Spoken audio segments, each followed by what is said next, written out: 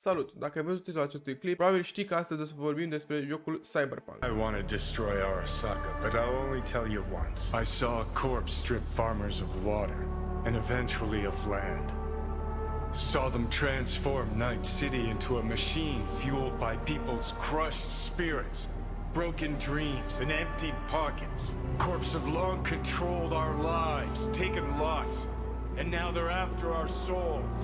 A fost cel mai așteptat joc al anului 2022, dar și cel mai mare flop al acelui așa. Anul ăsta s-au făcut 4 ani de la lansare și jocul este la versiunea 2.2 la momentul filmării. O să vă spun în acest clip dacă merită să-l cumpărați sau merită un skip. Sincer, când am văzut jocul că este 20 de euro, eram în dubii dacă să-l cumpăr sau nu. Pentru că am auzit foarte multe lucruri negative despre joc și nu știam dacă merită să-l joc. M-am decis până la urmă să-l cumpăr ca să-l joc pe live-uri, însă am ajuns să-l joc și off-camera. Auzisem lucruri cum că o să avea un GTA 6, dar nu a ajuns niciodată la nivelul lui, și cum lumea îl compara cu The Witcher 3, făcut de aceeași companie. Problema cu The Witcher era faptul că, deși e lansat de același studio de jocuri, nimeni nu spunea că a avut același tratament ca și Cyberpunk la lansare.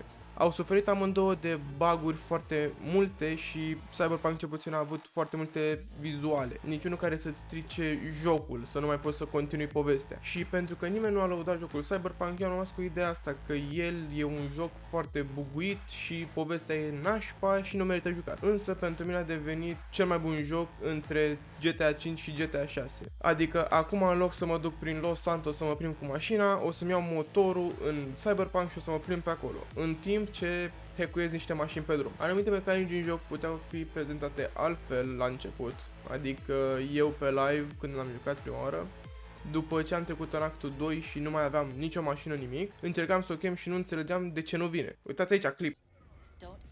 De unde iau mașina? Acest lucru poate să fie intenționat, pentru că cei de la CD Projekt Red chiar s-au implicat în povestea asta de Night City și să nu ai încredere în nimeni.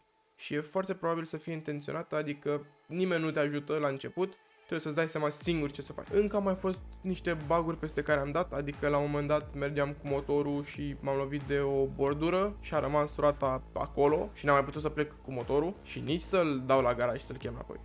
A trebuit să-mi chem mașina. Și încă un bug legat tot așa de mașini. La un moment dat, când am fost în Badlands, nu mai puteam să chem mașina sau motorul deloc. Adică eu puteam să le chem din UI. Ele nu se mai spawnau în locația în care eu eram. Prima oară am crezut că este vina zonei în care mă aflu. Adică eram în Badlands și acolo să nu vină mașina. Dar am alergat pe jos până la un fast travel și m-am teleportat în oraș și am văzut că tot merge. Și după un mic reload totul s-a rezolvat. O chestie pe care nici acum nu o înțeleg este faptul că nu am putut să deblochez toate percurile. Nu am pus toate percurile pe o categorie, pentru că am vrut să fiu overall mai bun. Și cel mai probabil o să fac un playthrough în care o să mă duc full netrunner pe hard. Și o să facem un live pe data asta.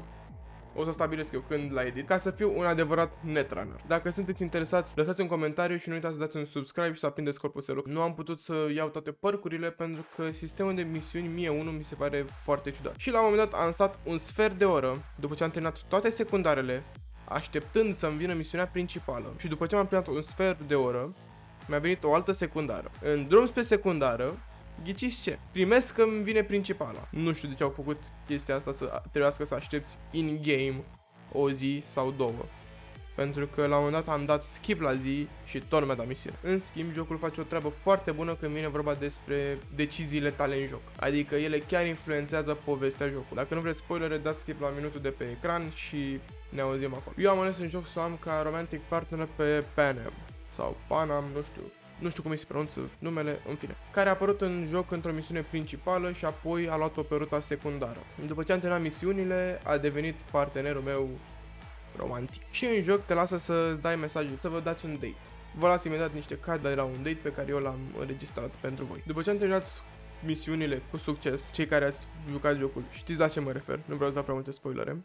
La finalul jocului am avut de ales 3 lucruri. Îl las pe Johnny Silverhand pentru că din cauza lui am problema și trebuie el să o rezolve. Mă duc cu Panam și cu gangul ei să rezolvăm problema. Sau mă duc la companie cu o altă căpetenie și încerc să fac în așa fel să nu mă trădeze. Eu am ales să las pe Johnny să facă toată treaba pentru că din vina lui a ajuns caracterul așa. Însă, la finalul misiunii, în camera în care eu trebuia să mă repar, iubita lui Johnny moare, omorâtă de Adam Smasher. Da, e un spoiler destul de mare. Tind să cred că dacă mergeam cu Panam, murea ea. Deci, am ales bine. Alegerile pe care tu le faci în poveste chiar schimbă ceva. Chiar dacă schimbă pe moment, probabil, povestea, simți că alegerile tale chiar contează. Și încă un fines al jocului, ca să spun așa, a fost la end credit. În timp ce curgeau numele creatorilor și așa, în dreapta apăreau hologramele personajelor cu care eu am vorbit în joc și care încă erau în viață, care vorbeau cu caracterul din joc și spuneau că n-au mai auzit de mult de el, că ce bine e la ei, un lucru care mie mi s-a părut foarte genial din partea developerilor. Gata, aici ne oprim cu spoilerele. Încep la mecanici. Jocul folosește anumite mecanici necesare și alea sunt rafinate la max. Mecanica de brain dance este o mecanică care îți este prezentată la început de joc, chiar din primul act, în care tu mergi într-o înregistrare făcută de un om și poți să cauți indicii pentru misiune.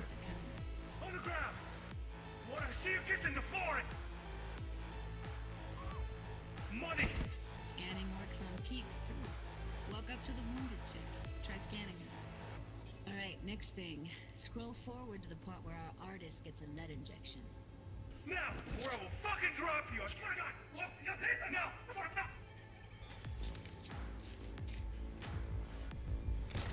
See that? They shot him and he never saw it coming. But you will. Here it comes. My favorite part of the game. See the blinking thing over the entrance? Surveillance cam. Must have caught our shooter. You'll see in a sec. Cam feeds to the screen behind the clerk. Roll back to where the screen's in the kid's field of vision, then scan it. Stai. Ce? Cam feeds to the screen. Aici. Ia. His own Chumba shot him. Probably planned to all along.